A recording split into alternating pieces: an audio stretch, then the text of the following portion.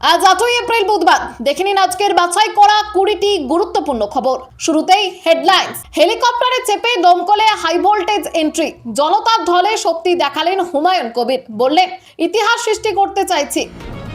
ভাঙড়ে এবার নওশাদ সিদ্দিকী বনাম শওকত মোল্লা, কঠিন লড়াই, মুখ খুললেন আইএসএফ বিধায়ক। প্রয়োজনে চালু হোক রাষ্ট্রপতি শাসন, মুর্শিদাবাদে বিপুল ভোটারের নামবাদ ইস্যুতে অধীর চৌধুরী। নওশাদের প্রচার ঘিরে উত্তপ্ত ভাঙড়, ছেড়া হলো আইএসএফ এর পতাকা, বিক্ষোভে পথে বসে আরাবুল। শুভেন্দুর হাত ধরে স্বচ্ছ তৃণমূল কর্মীদের বিজেপিতে যোগ, ভোটের আগে ক্যানিং এর দল বদল। অবরোধ তুলতে মোফাক্কেরুলকে ফোন করত পুলিশ, কার মদতে কার প্রশ্রয়ে এত প্রভাবশালী। বিজেপি নেতাকে সঙ্গে নিয়ে ঘুরছেন মনোজ, সিইওর নন্দীগ্রাম সফর নিয়ে প্রশ্ন তুলল তৃণমূল, দেখালো ছবিও। বরানগরে জমাচরে প্রচারে নেমে সায়ন্তিকাকে কটাক্ষ সজলের, গামলা থেকে বাংলায় ফেরাতে। বালুর মতো ভালো কাজ কেউ করতে পারেনি, এবার জ্যোতিপ্রিয়র পক্ষে সওয়াল মমতা। এছাড়াও রয়েছে আরো বেশ কিছু খবর। বাংলা পলিটিক্সের সমস্ত খবর প্রতিদিন সকালে দেখতে সাবস্ক্রাইব করুন আমাদের বি পলিটিক্স চ্যানেলটি, আর একটা লাইক করার অনুরোধ রইল।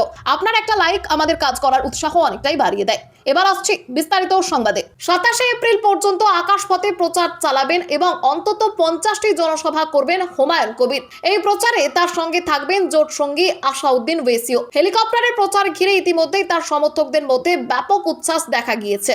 বেসরকারি সংস্থার কাছ থেকে ভাড়া নেওয়া ছোট সাদা সবুজ হেলিকপ্টারটি মঙ্গলবার বেলডাঙ্গায় নামতে ভিড় জমে যায়। হুমায়ুনকে দেখতেও তার সঙ্গে সাক্ষাৎ করতে কর্মী সমর্থকদের মধ্যে হুড়োহুড়ি পড়ে যায়। শোনা যায় জিন্দাবাদ স্লোগানও। নতুন দল গঠনের পর রাজ্যের বিভিন্ন প্রান্তে প্রচারে ব্যস্ত হুমায়ুন। তিনি জানান তার জোট 194টি আসনে প্রতিদ্বন্দ্বিতা করছে। এর মধ্যে ওয়েসির দল 14 জন এবং তার দলের প্রায় 180 জন প্রার্থী রয়েছে। তিনি বলেন 25 দিনের জন্য হেলিকপ্টার ভাড়া করা হয়েছে, যাতে দ্রুত বিভিন্ন কেন্দ্রে পৌঁছে প্রচার চালানো যায়। পাশাপাশি প্রায় 20টি সভায় ওয়েসিকে সঙ্গে নিয়েও প্রচার করবেন তিনি।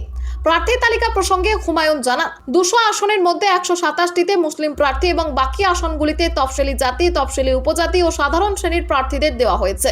তার দাবি সব সম্প্রদায়কে সঙ্গে নিয়ে বাংলার রাজনীতিতে নতুন ইতিহাস গড়াই তাদের লক্ষ্য। 4 মে বিধানসভা নির্বাচনের ফল প্রকাশের দিনই স্পষ্ট হবে হুমায়ুনের এই কৌশল কতটা সফল হবে।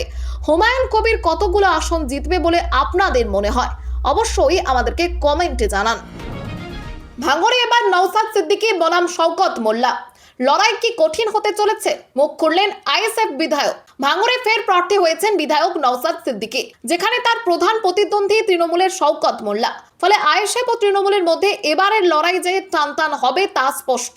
2021 সালের বিধানসভা নির্বাচনে প্রথমবারেই তৃণমূলের গড় ভাঙড়ে জয় ছিনিয়ে নিয়ে নজর কেড়েছিলেন নওশাদ। তবে এবার পরিস্থিতি আরো কঠিন, কারণ তার বিরুদ্ধে অভিজ্ঞ নেতা শওকত মোল্লা ছাড়াও প্রতিদ্বন্দ্বিতায় রয়েছে আম জনতা উন্নয়ন পার্টি। তবুও আত্মবিশ্বাসী নওশাদ সিদ্দিকী। তিনি দাবি করেন ভাঙড়ের মানুষ কোনো নটোরিয়াস ক্রিমিনালকে সমর্থন করবে না এবং হিংসার রাজনীতি চায় না। তার মতে কিছু রাজনৈতিক কারবারি ভাঙড়কে হটস্পট বানিয়ে রেখেছে, কিন্তু সাধারণ মানুষ শান্তিপ্রিয়। নিজের কাজের ওপর ভরসা রেখে নওশাদ বলেন 2021 সালে যারা তাকে ভোট দেননি তারাও এবার সমর্থন করবেন। গত 5 বছরে ভাঙড়ে ওয়েটল্যান্ড থেকে হাসপাতাল উন্নয়নের কৃতিত্ব তিনি নিজের বলেই দাবি করেন। যদিও উদ্বোধনে শওকত মোল্লার উপস্থিতির কথাও উল্লেখ করেন তিনি। এখন দেখা 2026 নির্বাচনে ভাঙড়ের ফলাফল কোন দিকে যায়। নওশাদের প্রচার ঘিরে উত্তপ্ত ভাঙড়, ছেড়া হলো আইএসএফ এর পতাকা, বিক্ষোভে পথে বসে আরাবুল। ভাঙড়ে আইএসএফ কর্মী নওশাদ সিদ্দিকীর নির্বাচনী প্রচার ঘিরে উত্তেজনা ছড়ায়। অভিযোগ আইএসএফ এর পতাকা ছেঁড়া এবং কর্মীদের মারধরের ঘটনা ঘটে। এই ঘটনার প্রতিবাদে অভিযুক্তদের গ্রেপ্তারের দাবিতে বাসন্তী রাজ্য সড়কের নলমুড়িতে রাস্তা অবরোধ করে বিক্ষোভে সামিল হন নওশাদ সিদ্দিকী। এই বিক্ষোভে ক্যানিং পূর্বের আইএসএফ প্রার্থী আরাবুল ইসলামও অংশ নেন।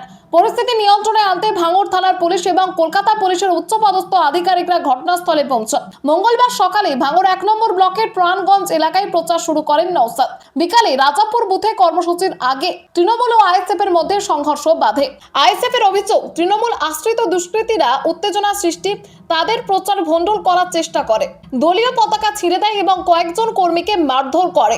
ঘটনার খবর পেয়ে আহতদের দেখতে নলমুড়ি হাসপাতালে যান নওশাদ সিদ্দিকী। সেখানে পরিস্থিতি ঘিরে পুলিশের সঙ্গে তার বাক বিতণ্ডা হয়। এরপর অভিযুক্তদের দ্রুত গ্রেপ্তারের দাবিতে তিনি রাস্তা অবরোধ করেন। পুলিশ রাত 12টার মধ্যে গ্রেপ্তারের আশ্বাস দিলে অবরোধ তুলে নেওয়া হয় এবং নওশাদ ফের প্রচারে নামেন। অন্যদিকে তৃণমূল প্রার্থী শওকত মোল্লা পাল্টা দাবি করে বলেন, আইএসএফ কর্মীরা বোমাবাজির মাধ্যমে এলাকা অশান্ত করার চেষ্টা করেছে এবং তিনি ঘটনার তীব্র নিন্দা করেছেন। শুভেন্দুর হাত ধরে স্বচ্ছ তৃণমূল কর্মীদের বিজেপিতে যোগ, ভোটের আগে ক্যানিং এর দল বদল। ভোটের মুখে তৃণমূল ছেড়ে বিজেপিতে যোগ দিলেন ক্যানিং এর একাধিক তৃণমূল কর্মী ও স্থানীয় নেতা। মঙ্গলবার সল্টলেকে বিজেপির দপ্তরে ব্লক সভাপতি, অঞ্চল সভাপতি, পঞ্চায়েত প্রধান সহ একাধিক সাংগঠনিক নেতা দল বদল করেন। শুভেন্দু অধিকারী তাদের স্বচ্ছ তৃণমূল কর্মী বলে উল্লেখ করেন। রাজনৈতিক মহলের মতে এতে বিজেপির নিচুতলার কর্মীদের মধ্যে সম্ভাব্য কোন্দল এড়াতেই এই বার্তা দেওয়া হয়েছে। শুভেন্দুর দাবি, যারা তৃণমূলের থেকে সুযোগ পাচ্ছিলেন না এবং দুর্নীতির অভিযোগে জড়িত নন, তারাই বিজেপির সঙ্গে যোগাযোগ করেন। শেষ পর্যন্ত সেই স্বচ্ছ কর্মীরা দলে যোগ দেন। গোসাবা ব্লকের পঞ্চায়েত সমিতি এবং জেলা পরিষদের একাধিক নেতাও এদিন বিজেপিতে যোগ দেন। সুন্দরবন এলাকায় তৃণমূলকে দুর্বল করতেই এই যোগদান বলে জানান শুভেন্দু। পাশাপাশি শীঘ্রই গোসাবায় বড় জনসভার কথাও ঘোষণা করা হয়েছে। প্রয়োজনে চালু হোক রাষ্ট্রপতি শাসন। মুর্শিদাবাদে বিপুল ভোটারের নাম বাদ ইস্যুতে অধীর চৌধুরী। 2026 সালের বিধানসভা নির্বাচনের নির্ঘণ্ট ঘোষণা আগেই নির্বাচন কমিশন ও রাজ্যের প্রশাসন চরম অস্বস্তিতে পড়েছে। কমিশন প্রকাশিত পরিসংখ্যান অনুযায়ী পশ্চিমবঙ্গের ভোটার তালিকা থেকে প্রায় 91 লক্ষ ভোটারের নাম এক ধাক্কায় বাদ পড়েছে, জানিয়ে রাজ্য রাজনীতিতে তীব্র চাপানোতর শুরু হয়েছে। সব থেকে বেশি প্রভাব পড়েছে মুর্শিদাবাদ জেলায়। সেখানে 4,55,137 জনের নাম বাদ গেছে। এরপরেই রয়েছে উত্তর 24 পরগনা 3,25,000 এবং মালদায় 2,39,000। এই পরিস্থিতির সামনে আসতেই তীব্র প্রতিক্রিয়া জানিয়েছেন কংগ্রেস নেতা অধীর রঞ্জন চৌধুরী। তিনি প্রশ্ন তুলেছেন, দীর্ঘদিন ভোট দেওয়া ভোটারদের নাম হঠাৎ করে কিভাবে বাদ পড়তে পারে এবং এভাবে ভোট হলে নিরপেক্ষতা নিয়ে প্রশ্ন উঠবে। অধীর চৌধুরী অবিলম্বে এই প্রক্রিয়া স্থগিত রেখে বিষয়টি খতিয়ে দেখার দাবি জানিয়েছেন এবং মুখ্যমন্ত্রী মমতা বন্দ্যোপাধ্যায়ের হস্তক্ষেপ চেয়েছেন। প্রয়োজনে রাষ্ট্রপতি শাসনের দাবিও তুলেছেন তিনি। এখন বড় প্রশ্ন, নির্বাচনের মুখে এত বিপুল সংখ্যক মানুষের ভোটাধিকার কিভাবে নিশ্চিত করা হবে? অবরোধ তুলতে মোফাক্কেরুলকে ফোন করত পুলিশ, কার মদতে, কার প্রশ্রয়ে এত প্রভাবশালী? মোথাবাড়ি কাণ্ডে ধৃত মোফাক্কেরুল ইসলামকে ঘিরে শুরু হয়েছে তীব্র বিতর্ক। বিচারকদের উপর হামলার রাতে ভাইরাল ভিডিওতে দেখা যায় তার কথায় বিক্ষোভকারীদের সঙ্গে রফা করছিলেন প্রশাসনের কর্তারা। এমনকি একটি ভাইরাল অডিও ক্লিপে শোনা যায় যদুপুরে অবরোধ তুলতে এক পুলিশ কর্মী মোফাক্কেরুলের কাছে সাহায্য চাইছেন। ফলে প্রশ্ন উঠছে, কার মদতে তিনি এত প্রভাবশালী হয়ে উঠেছিলেন? এই ঘটনায় গ্রেফতার হওয়া মোফাক্কেরুল ইসলামকে নিয়ে মুখ্যমন্ত্রী মমতা বন্দ্যোপাধ্যায় সিআইডিকে কৃতিত্ব দিলেও ভাইরাল ভিডিওতে তার পাশে অতিরিক্ত জেলা শাসক ও অতিরিক্ত পুলিশ সুপারকে দেখা যায়। অডিও ক্লিপে মোফাক্কেরুল নিজেই বিক্ষোভকারীদের নির্দেশ দিচ্ছেন অবরোধ তোলার জন্য। এছাড়াও জানা গেছে 2016 সালে মমতা বন্দ্যোপাধ্যায়ের সঙ্গে এক মঞ্চে দেখা গিয়েছিল তাকে এবং 2021 সালে তিনি মিমের প্রার্থীও ছিলেন। বর্তমানে তিনি গারদের পেছনে থাকলেও তার পেছনে কারা রয়েছে এবং তার বিরুদ্ধে এনআইএ তদন্ত করবে কিনা সেই প্রশ্ন এখন সামনে এসেছে।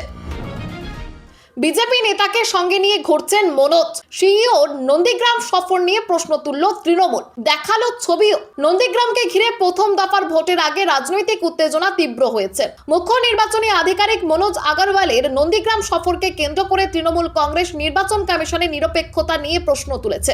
কুণাল ঘোষ ও চন্দ্রিমা ভট্টাচার্যের অভিযোগ, কমিশন কার্যত বিজেপির হয়ে কাজ করছে এবং বিজেপির দুর্বলতা ঢাকতেই কিছু আধিকারিক সরাসরি মাঠে নেমেছেন।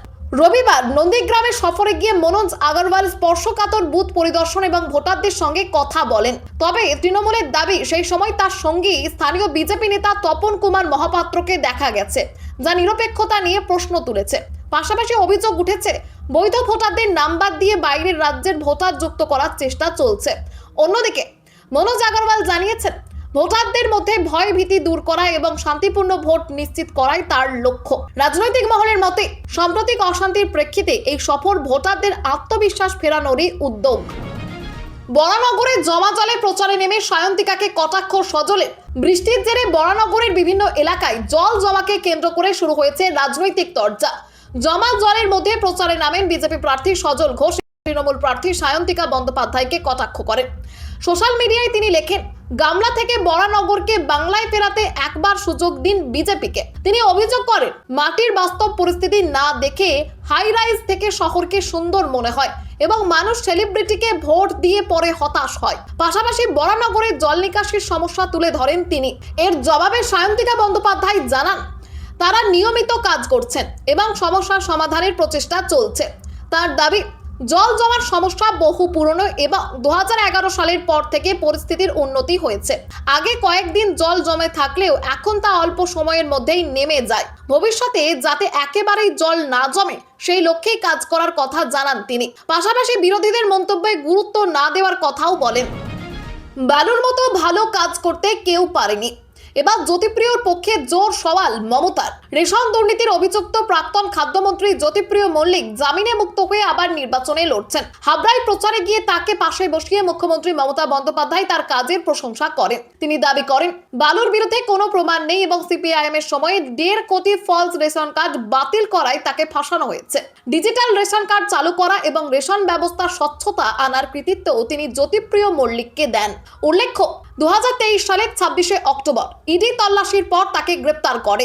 অভিযোগ, রেশন বন্টনে ব্যাপক দুর্নীতি হয়েছে এবং আটা গম পাচার করে হাজার কোটি টাকা আত্মসাৎ করা হয়েছে। এই মামলায় ব্যবসায়ী বাকিবুর রহমানকেও গ্রেপ্তার করা হয়েছিল। অন্যদিকে কেন্দ্রীয় প্রতিমন্ত্রী সুকান্ত মজুমদার এই দাবিকে কটাক্ষ করে পাচারের অভিযোগ তোলেন। সিপিএম নেতা সুজন চক্রবর্তীও প্রশ্ন তোলেন, এত ভালো কাজ করলে তাকে মন্ত্রী পদে ফেরানো হলো না কেন? সব মিলিয়ে বিষয়টি ঘিরে রাজনৈতিক উত্তাপ বেড়েছে। বালুর প্রতি অবিচার হয়েছে, যেমন আপনাদের ভোট কেটে এসআইআর অবিচার করেছে। হুটখোলা গাড়িতে মিছিল করে মনোনয়ন জমা দিলেন দেবাংশু ভট্টাচার্য।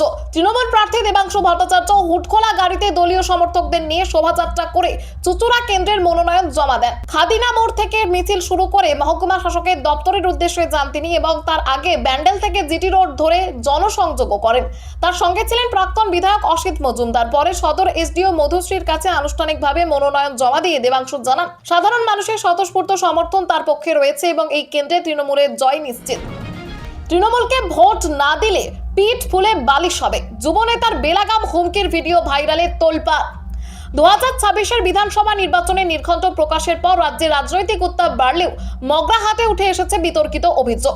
যুব তৃণমূল নেতা ইমরান হাসান মোল্লার বিরুদ্ধে জনসভা থেকে ভোটারদের হুমকি দেওয়ার অভিযোগ উঠেছে। ভাইরাল হওয়া একটি ভিডিওতে তাকে বলতে শোনা যায়, তৃণমূলকে ভোট না দিলে পিঠটা ফুলে বালিশ হয়ে যাবে এবং এলাকায় থাকতে দেওয়া হবে না। পাশাপাশি লক্ষ্মীর ভান্ডার প্রকল্প নিয়েও ভোটারদের ভয় দেখানোর অভিযোগ উঠেছে এবং বিরোধীদের ভোট দিলে সরকারি সুবিধা বন্ধ হতে পারে এমন ইঙ্গিত দেওয়া হয়েছে বলে অভিযোগ। এই ঘটনাকে কেন্দ্র করে বিজেপি ও বাম শিবির তীব্র প্রতিক্রিয়া জানায়। বিজেপির দাবি, জনসমর্থন হারিয়ে তৃণমূল এখন হুমকির পথে হাঁটছে। বাম নেতৃত্ব নির্বাচন কমিশনের কাছে কড়া পদক্ষেপের দাবি জানিয়েছে।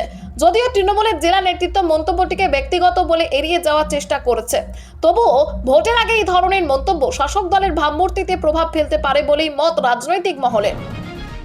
প্রচারে বেরিয়ে বিপত্তি, বিজেপি প্রার্থীর ফাটল মাথা, রক্তারক্তি কাণ্ড। ভোটের আগে জোর কদমে প্রচার চলাকালীন দুর্ঘটনার মুখে পড়েন ময়নাগুড়ি বিধানসভার বিজেপি প্রার্থী ডালিম রায়। সোমবার বিকেলে ময়নাগুড়ি স্টেশন মোড় থেকে প্রচার করার সময় একটি দোকানে ঢুকতে গিয়ে টিনের চালের সঙ্গে তার মাথায় সজোরে আঘাত লাগে। এতে তার কপাল কেটে গভীর ক্ষত তৈরি হয় এবং রক্তপাত শুরু হয়। সঙ্গে সঙ্গে দলের কর্মী সমর্থকেরা তাকে ময়নাগুড়ি গ্রামীণ হাসপাতালে নিয়ে যান। সেখানে তার প্রাথমিক চিকিৎসা করা হয়। বর্তমানে তিনি সুস্থ রয়েছেন বলেই জানা গিয়েছে। বিজেপি জেলা কমিটির সদস্য চঞ্চল সরকার জানান, দোকানের বারান্দার নিচু চালের সঙ্গে ধাক্কা লেগেই এই দুর্ঘটনা ঘটে। ঘটনায় কিছুদিন বিশ্রামের পরামর্শ দেওয়া হয়েছে ডালিম রায়কে। ফলে আপাতত তার প্রচার কর্মসূচি বন্ধ থাকবে। তবে দ্রুতই তিনি প্রচারে ফিরবেন বলে দলীয় সূত্রে জানা গিয়েছে। এই পরিস্থিতিতে ভোটের আগে প্রার্থীর প্রচার বন্ধ থাকায় কিছুটা উদ্বেগে রয়েছেন দলের কর্মীরা। বুথে যথেষ্ট পরিকাঠামো না থাকায় অসন্তুষ্ট কমিশন। বুধে রাজ্যের সব পর্যবেক্ষকদের সঙ্গে বৈঠক করবেন জ্ঞানেশ। বুধবার মুখ্য নির্বাচন কমিশনার জ্ঞানেশ কুমার রাজ্যের সব পর্যবেক্ষকদের সঙ্গে বৈঠক করবেন এবং তাদের কাজ নিয়ে আলোচনা করবেন। রাজ্যের একাধিক বুথে পর্যাপ্ত পরিকাঠামোর অভাব নিয়ে নির্বাচন কমিশন অসন্তোষ প্রকাশ করেছে। কমিশনের মতে, বুথ পরিকাঠামো তৈরির দায়িত্ব রাজ্যের হলেও বারবার নির্দেশের সত্ত্বেও সেই কাজ যথাযথ উদ্যোগ নেওয়া হয়নি। তাই প্রতিটি জেলায় সচিব পদমর্যাদায় একজন আধিকারিক নিয়োগের নির্দেশ দেওয়া হয়েছে, যারা বুথের অবস্থা খতিয়ে দেখবেন। এছাড়া প্রত্যেক বিধানসভায় একজন করে সাধারণ পর্যবেক্ষক নিয়োগ করা হয়েছে এবং পুলিশ পর্যবেক্ষকের সংখ্যাও আগের তুলনায় অনেকটাই বাড়ানো হয়েছে। অন্যদিকে ভোটার তালিকা সংশোধন নিয়ে বড় তথ্য সামনে এসেছে। রাজ্যে মোট প্রায় 91 লক্ষ ভোটারের নাম তালিকা থেকে বাদ পড়েছে। এর মধ্যে বিচারাধীন 60 লক্ষের বেশি ভোটারের মধ্যে প্রায় 27 লক্ষ ভোটারের নাম বাদ দেওয়া হয়েছে এবং প্রায় 32 লক্ষ নামের তালিকায় অন্তর্ভুক্ত হয়েছে। আগের তালিকার সঙ্গে মিলিয়ে মোট বাদ পড়া ভোটারের সংখ্যা 90,83,345-এ পৌঁছেছে। শহর জুড়ে নাকা তল্লাশি, নিউ মার্কেট, বড় বাজার ও শোভাবাজার থেকে উদ্ধার 57 লক্ষ টাকা। মঙ্গলবার কলকাতা শহরে একাধিক জায়গায় নাকা তল্লাশিতে বিপুল পরিমাণ অর্থ উদ্ধার হয়েছে। নিউ মার্কেট, শোভাবাজার এবং বড় বাজারে 3 জায়গা থেকে মোট 57 লক্ষ টাকা বাজেয়াপ্ত করা হয়। শোভাবাজার মোড়ে একটি গাড়ি আটক করে তল্লাশি চালিয়ে 2 ব্যক্তি ফজলুর রহমান ও বিবেক ওঝার কাছ থেকে প্রায় 16,94,500 টাকা উদ্ধার করা হয়। তারা এই টাকার উৎস সম্পর্কে সন্তোষজনক উত্তর দিতে পারেননি। অন্যদিকে নিউ মার্কেট এলাকায় একটি 4 চাকার গাড়ি থেকে 20 লক্ষ টাকা উদ্ধার করা হয়। গাড়ির মালিক বসন্ত কুমার সোনি দাবি করেন তিনি ব্যাংকে জমা দেওয়ার জন্য টাকা নিয়ে যাচ্ছিলেন, তবে সঠিক নথি দেখাতে না পারায় অর্থ আয়কর দপ্তরের হাতে তুলে দেওয়া হয়। এছাড়াও শহরের আরও একটি স্থান থেকে নগদ উদ্ধার মিলে মোট বাজেয়াপ্ত অর্থের পরিমাণ দাঁড়ায় 57 লক্ষ টাকা। সাম্প্রতিক সময়ে শহর ও জেলা জুড়ে নাকা তল্লাশিতে নিয়মিতভাবেই বিপুল পরিমাণ অর্থ ধরা পড়ছে বলে জানা গিয়েছে। শেষ পর্যন্ত হলো না, দেওয়াল লিখানো হয়ে গিয়েছিল, তবে মনোনয়ন জমা দিতে পারলেন না সিপিএম প্রার্থী। পুরুলিয়ার মানবাজার বিধানসভার সিপিএম প্রার্থী সোনামণি টুডুর মনোনয়ন নির্বাচন কমিশন বাতিল করেছে। প্রাথমিকভাবে জানা গেছে তার কাস্ট সার্টিফিকেট সংক্রান্ত সমস্যার কারণে এই সিদ্ধান্ত নেওয়া হয়েছে। যদিও দল আগে থেকেই তাকে প্রার্থী ঘোষণা করেছিল এবং সেই অনুযায়ী এলাকায় প্রচার ও দেওয়াল লিখানো শুরু হয়েছিল। সোমবার ইন্দকুড়ি থেকে বর্ণাঢ্য মিছিল করে মানবাজার মহকুমা শাসকের দপ্তরে মনোনয়ন জমা দেন সোনামণি টুডু ও শান্তিমণি মুর্মু। তবে আগে থেকেই জাতিগত শংসাপত্র নিয়ে আইনি জটিলতা থাকায় বিষয়টি নিয়ে অনিশ্চয়তা তৈরি হয়েছিল।